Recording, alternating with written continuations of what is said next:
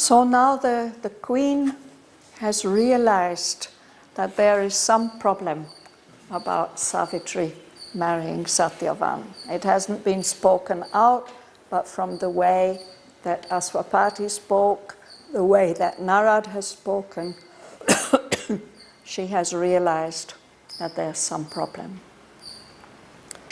So we start today with a description of Savitri's mother.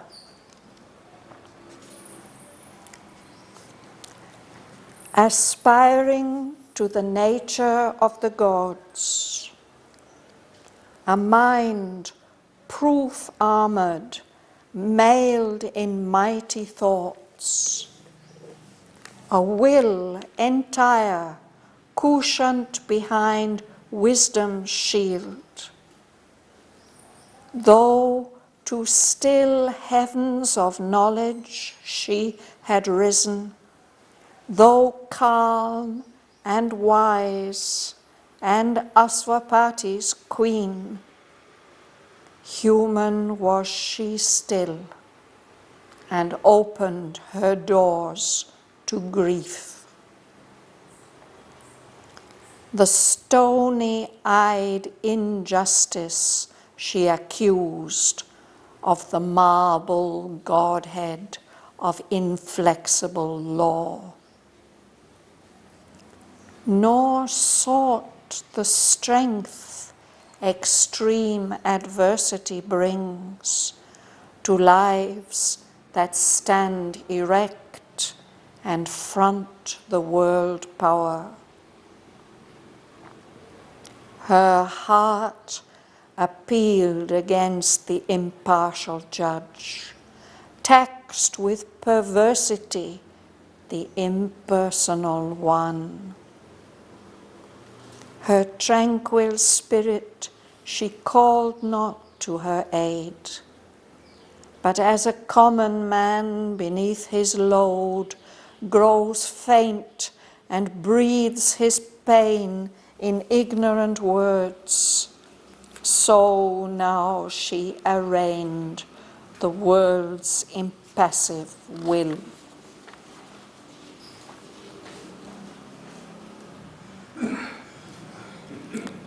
What stealthy doom has crept across her path, emerging from the dark forest's sullen heart? What evil thing stood smiling by the way and wore the beauty of the Shalwa boy?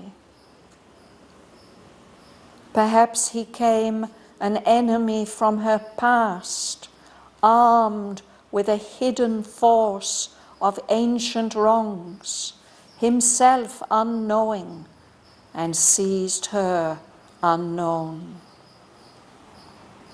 Here, dreadfully entangled, love and hate meet us blind wanderers mid the perils of time. Our days are links of a disastrous chain. Necessity avenges casual steps. Old cruelties come back unrecognized. The gods make use of our forgotten deeds. Yet all in vain the bitter law was made. Our own minds are the justices of doom. For nothing have we learned, but still repeat our stark misuse of self and others' souls. There are dire alchemies of the human heart, and fallen from his ethereal element, love darkens to the spirit of nether gods. The dreadful angel, angry with his joys, woundingly sweet, he cannot yet forego, is pitiless to the soul his gaze disarmed. He visits with his own pangs his quivering prey, forcing us to cling enamored to his grip, as if in love with our own agony. This is one poignant misery in the world, and grief has other lassos for our life. Our sympathies become our torturers. Strength have I my own punishment to bear, knowing it just. But on this earth perplexed, smitten in the sorrow of scourged and helpless things, often it faints to meet other suffering eyes. So I'll pause there.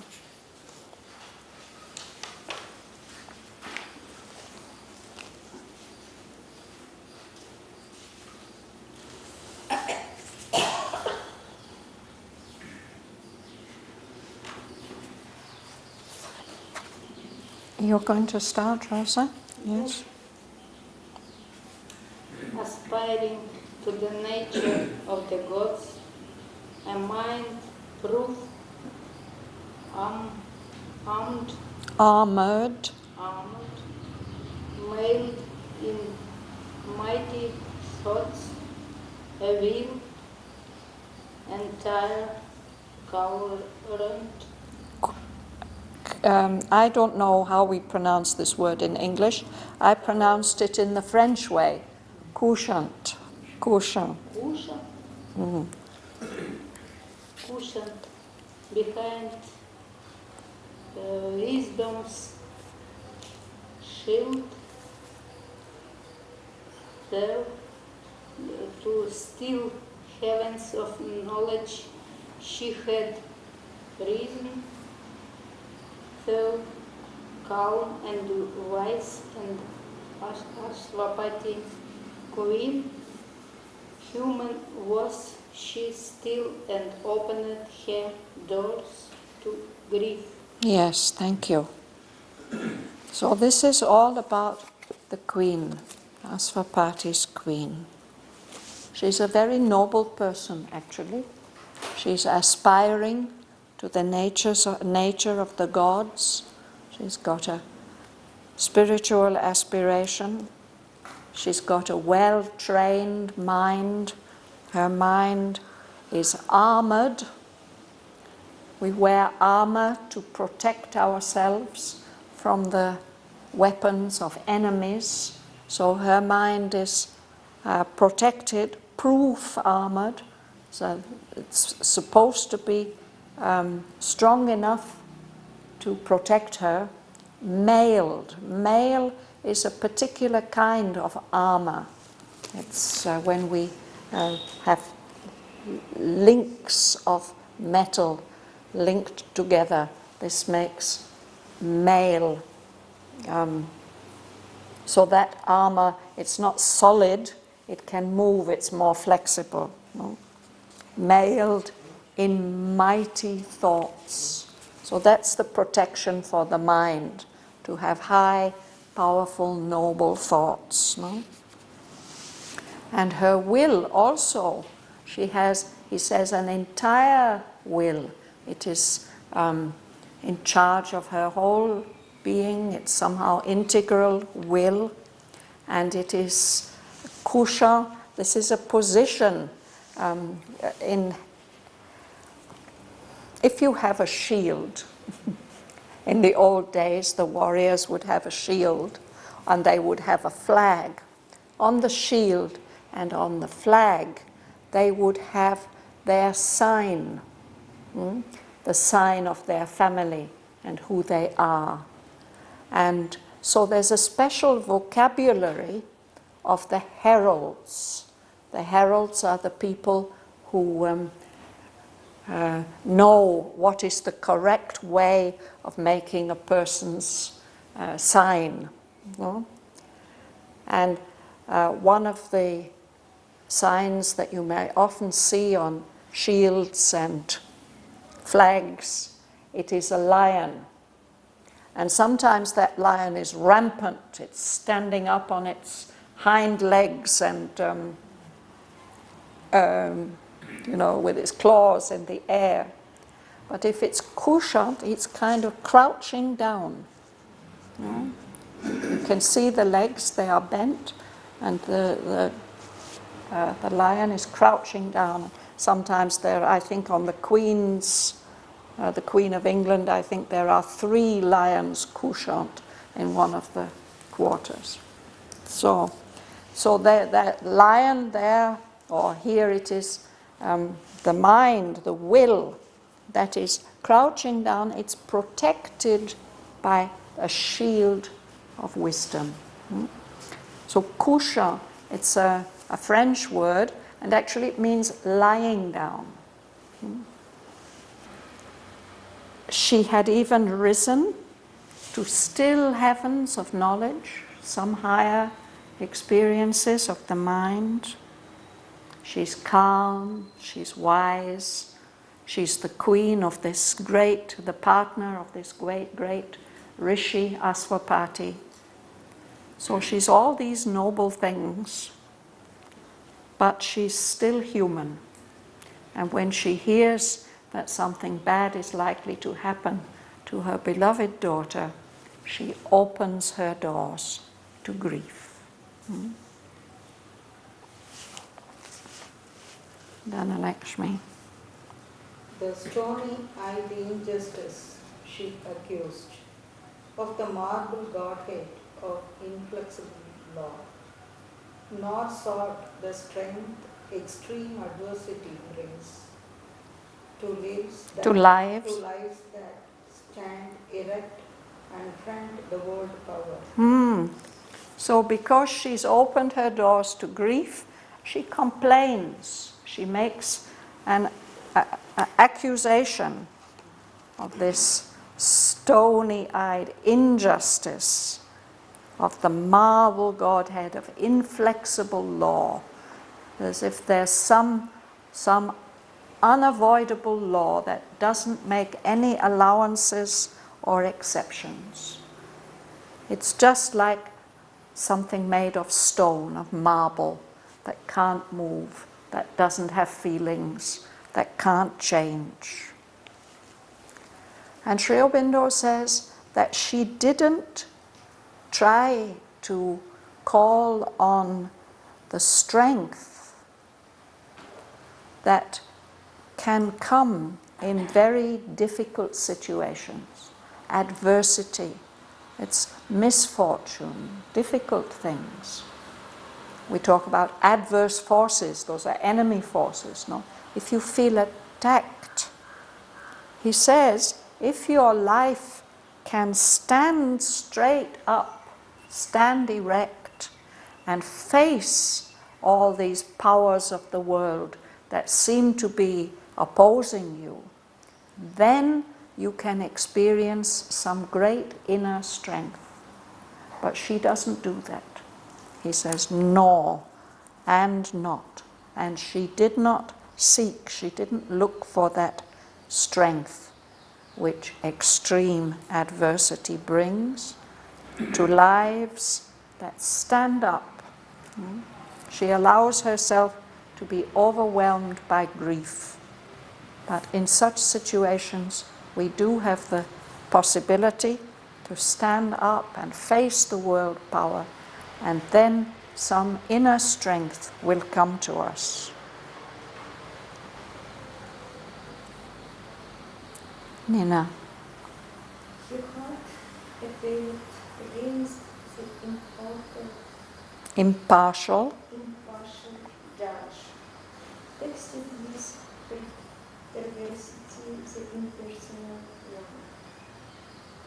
To drunken her tranquil speech, she called not to her aid, but asked common man beneath his load. Brooks embraces his plain and ignorant words. So now she Arraigned. The G is silent. arraigned the words in basic Hmm. So she's speaking from her heart, no? And her heart appeals against that impartial judge, the impersonal one, the world power. No, but there's some feeling of revolt. How can they do this to her daughter? No? That judge is impartial, and he's not going to make special allowances for this particular princess. And she taxed with perversity. This impersonal one who is ruling the whole world, she accuses that supreme being of perversity, of being twisted and cruel, instead of understanding that he can only work for good. Perversity is when something is twisted, distorted.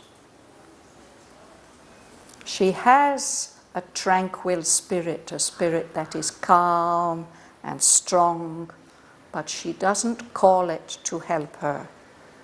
Instead, just like an ordinary person, a common man, queens and kings and aristocrats are supposed to have a higher level of consciousness and education and breeding. They're supposed to be able to behave better than just ordinary people, no? But just like a common person, beneath a heavy load, somebody who has to carry a heavy load will become weak and faint, and then he'll speak out in his pain in ignorant words. He will curse and he will grumble, no? So in the same way, just like that, like an ordinary person, now she is arraigning, accusing the world's impassive will. The world doesn't care that this woman is accusing. It doesn't care at all. It won't be affected at all by her accusations. But still, she has to give voice to them. So, her speech is about a page and a half long. Let's make a start on it. Shiv, would you read? What stealthy doom has crept across her path, emerging from the dark forest sun's heart? What evil thing stood smiling by the way, and oh, the beauty of the Salva boy. So she says, what kind of misfortune has come secretly, stealthily, crept in, unnoticed, has come across her path? It's come out of the forest, out of the dark forest, that sullen, unloving heart of the forest. Some evil thing has come, stood smiling by the path. He's put on the disguise of this beautiful young prince, the Prince of Shalva.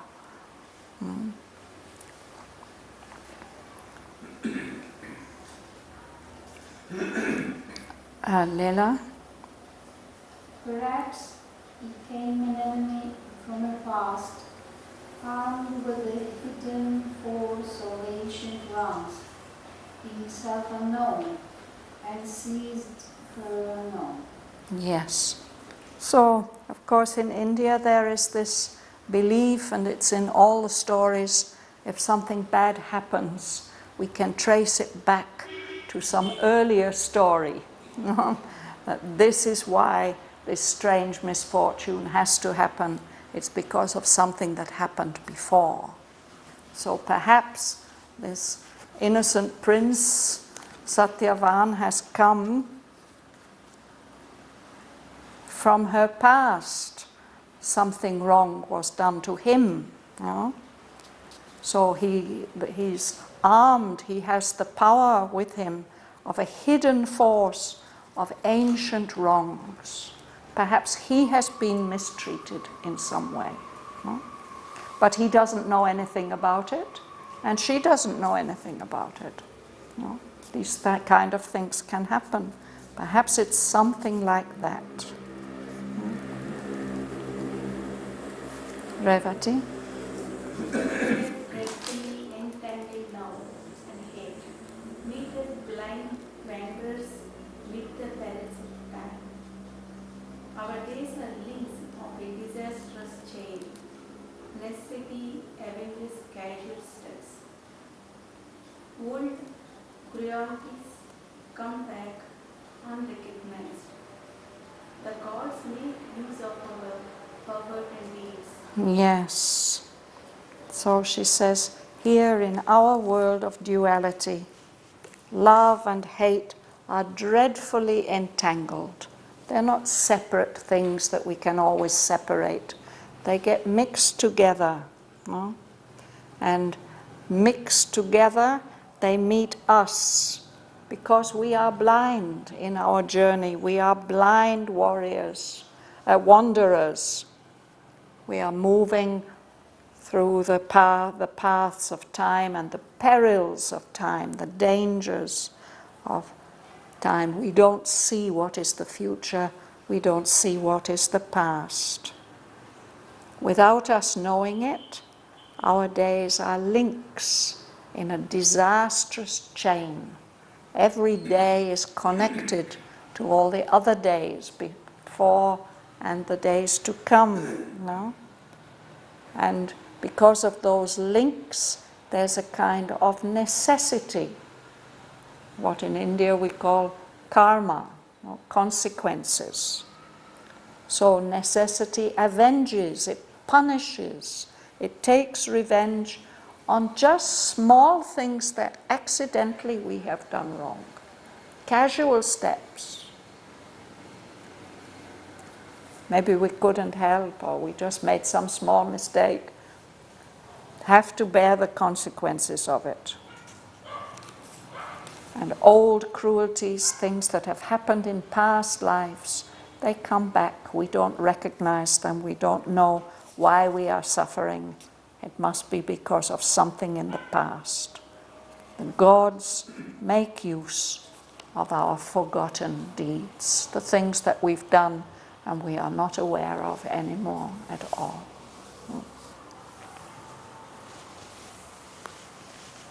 Joel.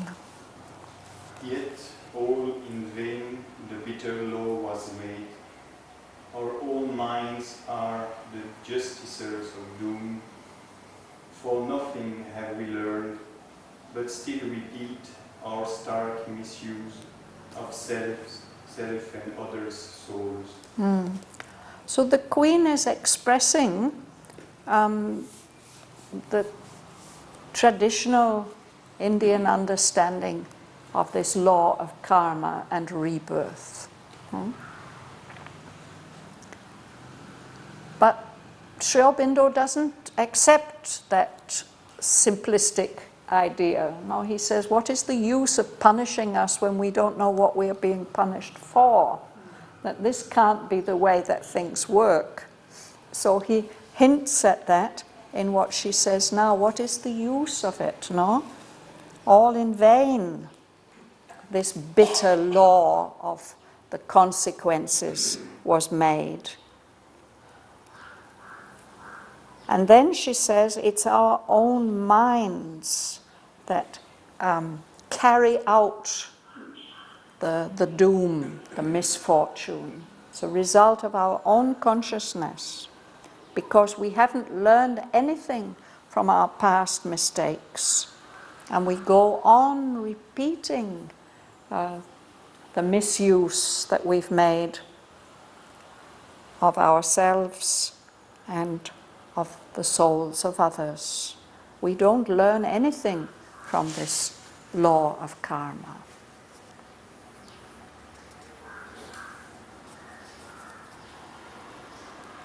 Would you like to read? Yes? Now there alchemists of the human heart, and falling from this ephemeral element, wrought darkness to the spirit of never God. Yes. So this is also true, we can recognize this, that in the human heart there are dreadful things that happen. Dire alchemies. Alchemy actually was the search to turn everything into gold, but it can happen the other way round. Things that are golden can get turned into things that are just the opposite. No? So love actually is a divine power, but here on earth, fallen from his ethereal element, love can turn dark. It can darken to the spirit of nether gods, the gods of the lower levels of consciousness. It can happen that if we feel thwarted or mistreated in our love, it can turn to hate and bitterness and even cruelty. Mahalingam. There are No, the dreadful angel. the dreadful angels, angry with his joys, woundingly sweet, he cannot yet forego. He is pitiless to the soul, his gaze disarmed. He resists with his own pangs, his quivering prey, forcing us to cling enamored to his grip, as if in love with our own agony. So of course this is about love as it is distorted here in our ignorant, undeveloped hearts. No? Then he becomes a dreadful angel. An angel is a heavenly messenger, but it can be dreadful. If he becomes angry, he's angry with this. Divine love is pure, you know, and it doesn't ask anything for itself. But if it gets perverted in the human heart, then it may happen that we become addicted to a relationship. It's woundingly sweet. There's something in it which is painful, and yet we can't do without it. He cannot yet forego. To forego something, it means to step back, to renounce, to become detached. I don't need this. No? He's attached. He can't give it up. So then he becomes angry, and he's pitiless to the soul that his gaze has disarmed. The soul has opened to the eyes of love, to the touch of love. And then the poor soul can be very much wounded. That dreadful angel, the pain that he is feeling, he inflicts it on his quivering prey. You know, it's as if he's a bird that's got hold of a rabbit or something. And then we human beings, we are his quivering prey. We cling, enamored, we're in love with that love, but what we're in love with is our own suffering, our own. It's as if we are in love with our own suffering. We see these things happening, terrible. So the Queen recognizes that these things happen in life. Perhaps something dreadful like that is going to happen between Savitri and Satyavan. Very, very painful relationship from which neither partner can escape. Coming from the distortion of love on the vital plane.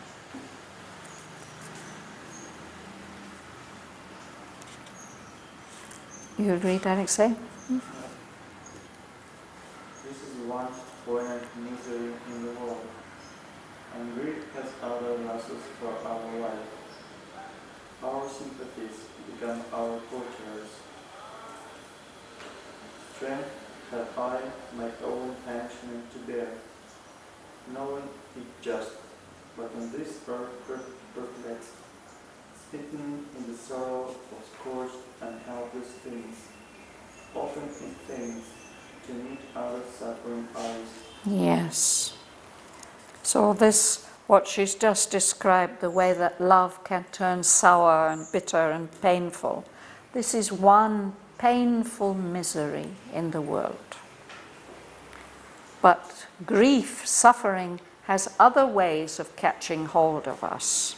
Lasso, a lasso is that what the cowboys used to catch their cows,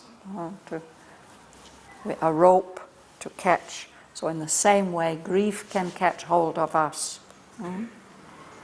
Through, and she gives the example of sympathy. We may suffer not because anything has gone wrong for us, but because we see other people suffering. It can be very painful sometimes. She says, I have the strength to bear my own punishment because I know it is just. But on this earth, this perplexed earth, this puzzled and bewildered earth,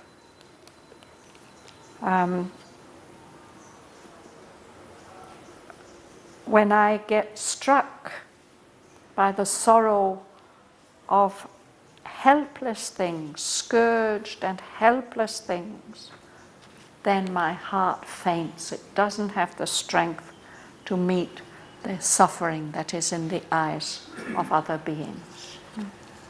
These lines remind me of a story that is told about Sri Ramakrishna, who saw somebody mercilessly beating a poor bullock. And his sympathies, his identification with that suffering animal was such that he had the marks of the whip on his own body.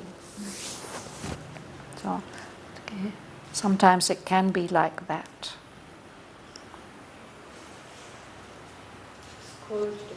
Scourged means to be beaten. That's what made me think of it. You know, you scourge the bullock, you beat it, whip it.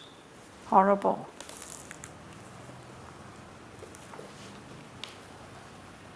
Gomsun? We are not as the gods who know not grief, and they look impassive on the suffering world. Calm they gaze down on the little human sin, and the shortly the passion causing mortal hearts. An ancient tale of the world can move us still. We keep the ache of breasts that breathe no more. We are shaken by the sight of human pain and share the miseries that others feel. Yes. So she says, we are not like the gods. They don't know what grief is. They look down on the suffering world and they are impassive. They don't feel that suffering at all. Their eyes are calm as they gaze down on this little human scene, this drama here, and the short-lived passion, the intense feelings that pass through mortal hearts. And she says, even the story, an old story of unhappiness, can move us still. We keep the pain, the ache of breasts of people who have died long ago.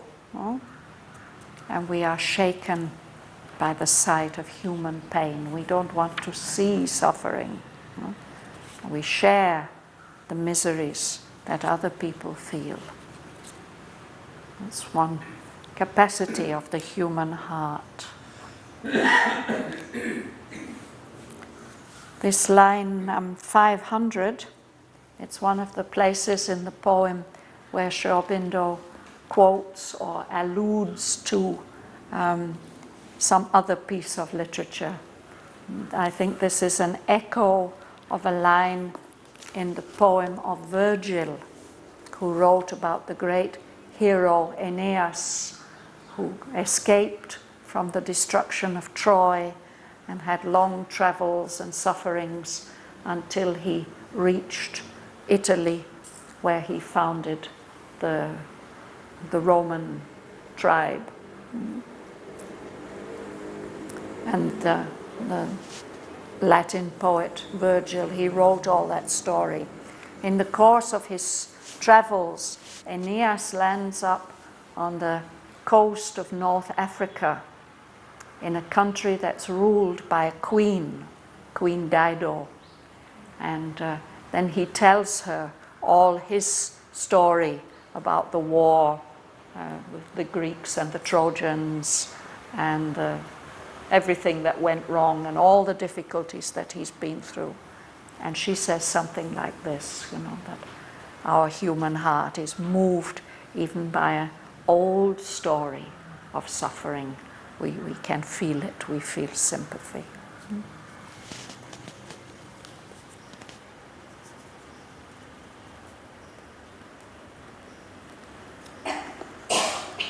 Sergei. Ours not the passionless leaves that cannot age. Too hard for us is heaven's indifference. Our own tragedies are not enough for us. All pathos and all sufferings will make ours. We have sorrow for a greatness passed away, and feel the touch of tears in mortal things. Yes. So we are not like the gods with their lids, their eyes that don't know, that are so calm. They don't die, they don't age and die. Our eyes are not like that. So this indifference of heaven seems too hard to us. We find it difficult to bear. And it's as if our own tragedies, our own difficulties and sufferings are not enough for us. We have sympathy, we identify with all pathos, all sufferings we make ours. Pathos, painful things. And then these next two lines, they're also a quotation from the same part of Virgil's poem. She says, we have sorrow for some great things that have passed away. We feel sad about it, the death of great heroes. And we feel the touch of tears in mortal things. So this is Aurobindo's translation of, or adaptation of a line in Virgil, which he refers to many times in the correspondence between him and K.D. Setna Amalkiran. And it's a famous line because it's so poignant. Virgil puts it so beautifully in Latin, but we don't know exactly how to translate it. So this is the way Sri Aurobindo has put it, that there's a touch of tears in mortal things. I wonder if I can say it.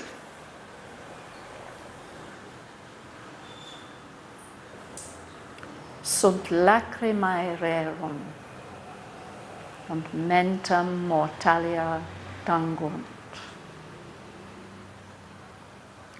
There are tears in things, and they touch the mind of the mortal, the human being.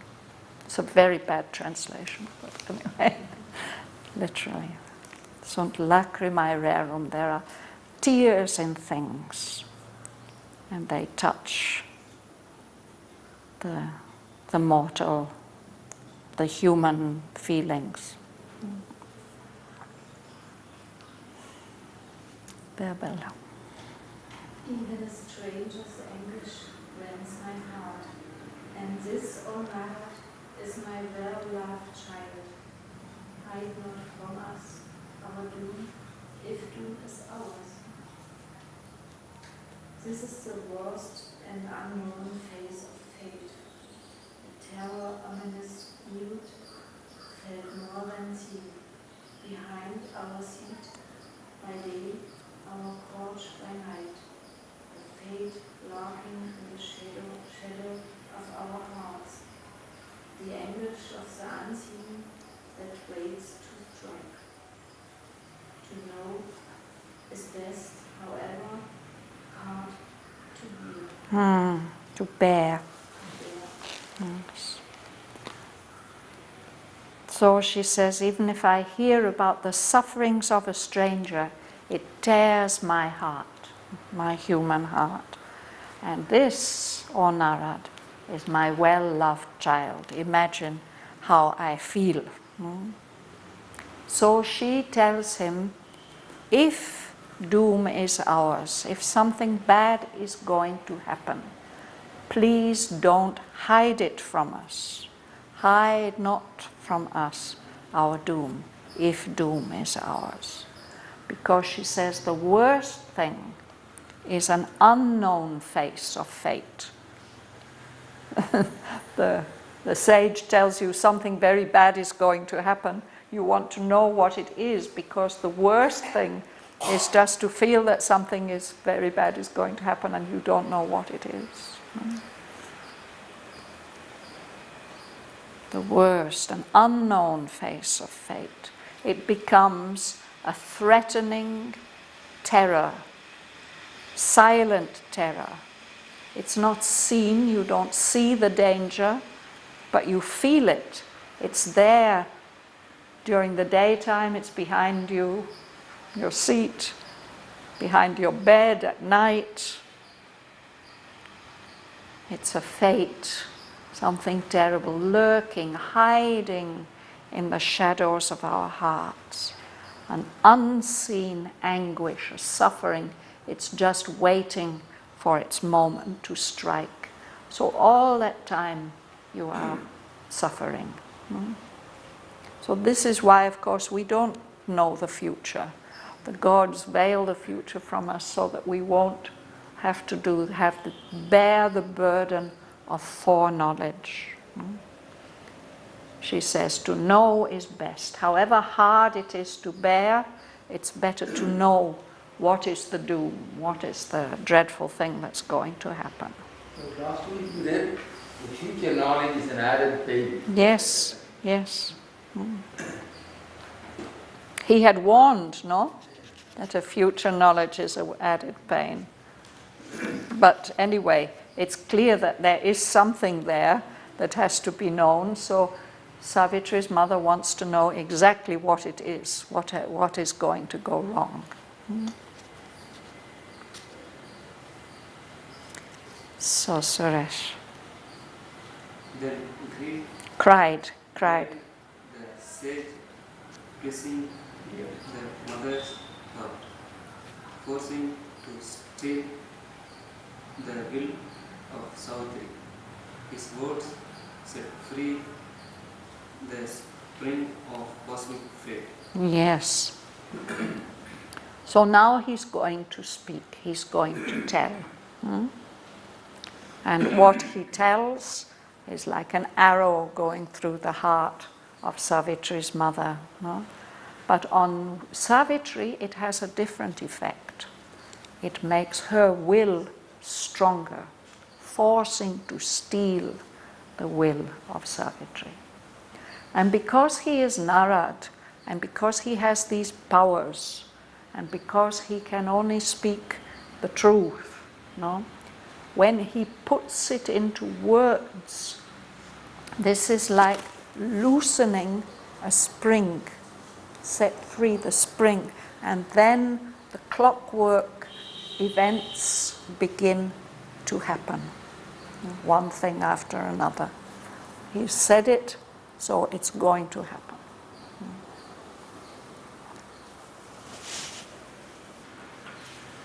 Maybe I can read this next sentence. This is not what he says. This is what Sri Aurobindo says. He says, the great gods use the pain of human hearts as a sharp axe to hew their cosmic road, to cut the way through that the universe has to move. No? They squander lavishly men's blood and tears for a moment's purpose in their fateful work. To squander means to spread, to waste actually. Lavishly, they waste lots and lots of blood and tears just to achieve one particular purpose, a moment's purpose in their fateful work. They're the gods, they don't care. They use this pain that we suffer to achieve their purposes. This cosmic nature's balance is not ours, nor the mystic measure of her need and use. The way that nature works, and the way that she weighs things up, is not the way that we do it. And the way that she measures her need and her use, it's completely different from the way that we human beings see things. A single word lets loose vast agencies. So just a single word, maybe that's spoken in a casual way, it sets going all these vast machinery. No? A casual act, something you do just like that, determines the world's fate, the fate of the whole world.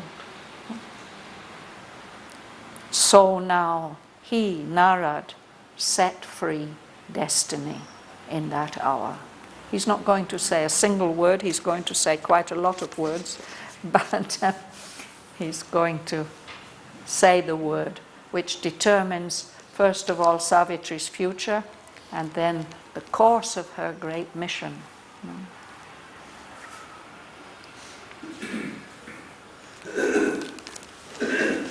So we'll look at that next time. Shall we read these lines together?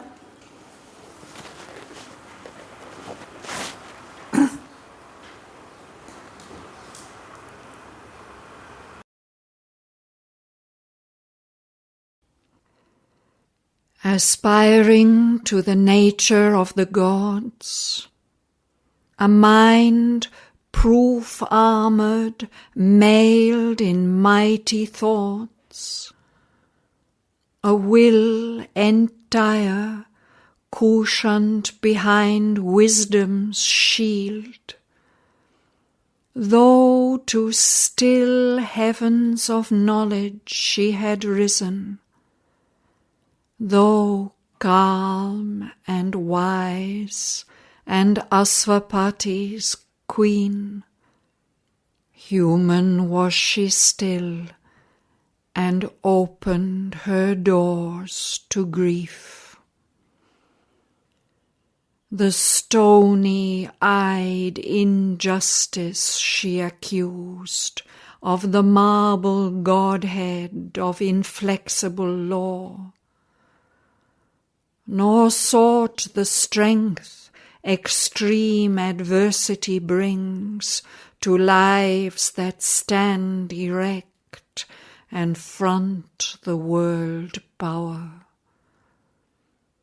Her heart appealed against the impartial judge, taxed with perversity the impersonal one.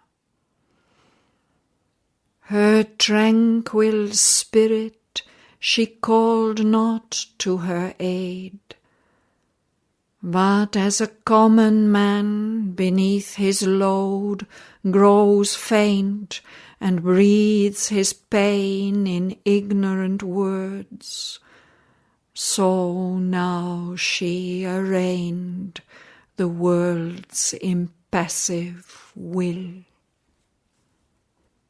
What stealthy doom has crept across her path, emerging from the dark forest's sullen heart? What evil thing stood smiling by the way and wore the beauty of the Shalwa boy?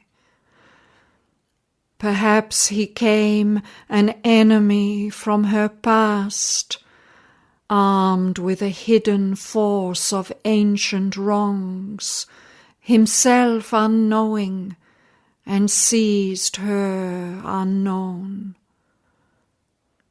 Here, dreadfully entangled, love and hate meet us blind wanderers mid the perils of time. Our days are links of a disastrous chain. Necessity avenges casual steps. Old cruelties come back unrecognized. The gods make use of our forgotten deeds. Yet all in vain the bitter law was made. Our own minds are the justices of doom. For nothing have we learned, but still repeat our stark misuse of self and others' souls. There are dire alchemies of the human heart, and fallen from his ethereal element, love darkens to the spirit of nether gods.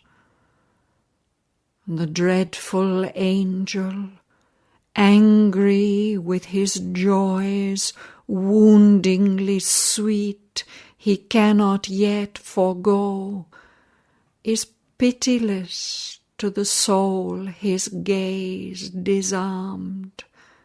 He visits with his own pangs his quivering prey, forcing us to cling enamoured to his grip, as if in love with our own agony.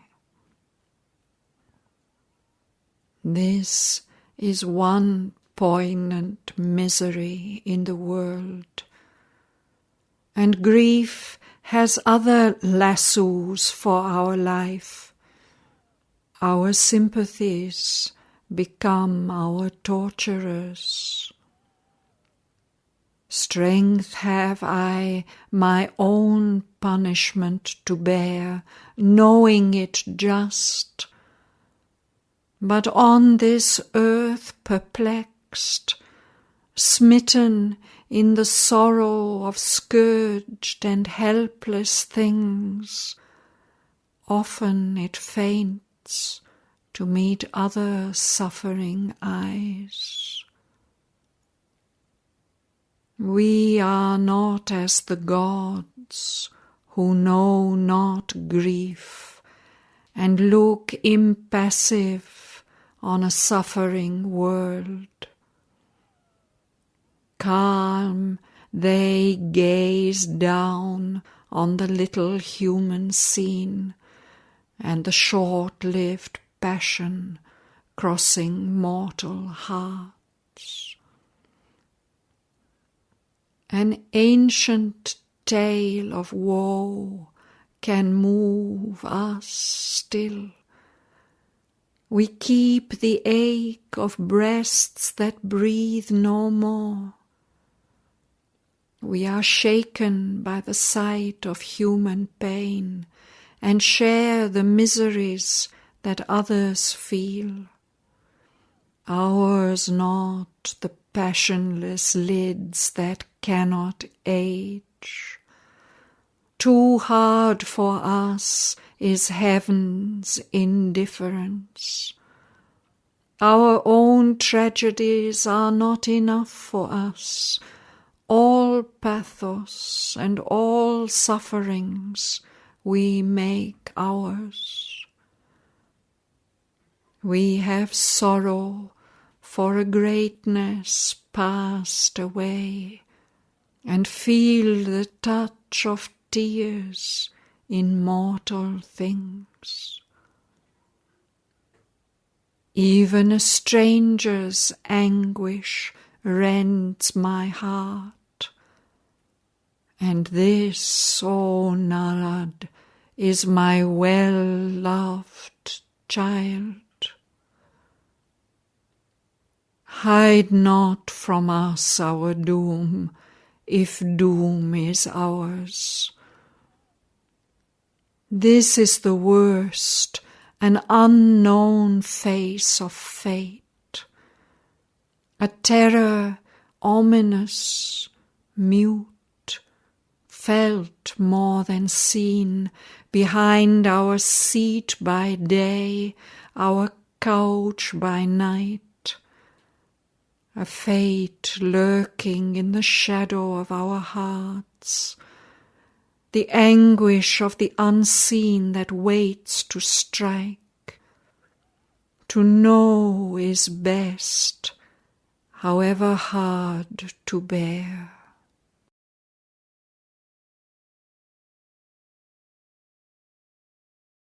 Then cried the sage, piercing the mother's heart, forcing to steal the will of Savitri.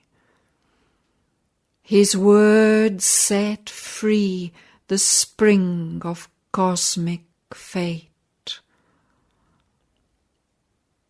The great gods use the pain of human hearts as a sharp axe to hew their cosmic road.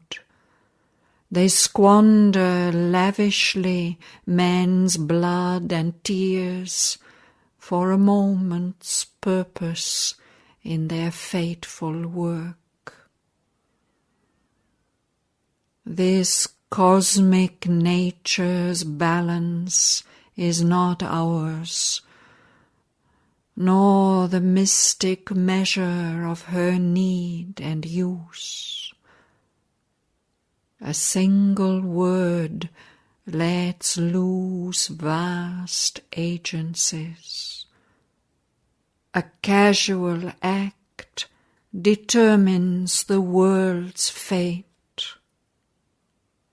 So now he set free destiny in that hour.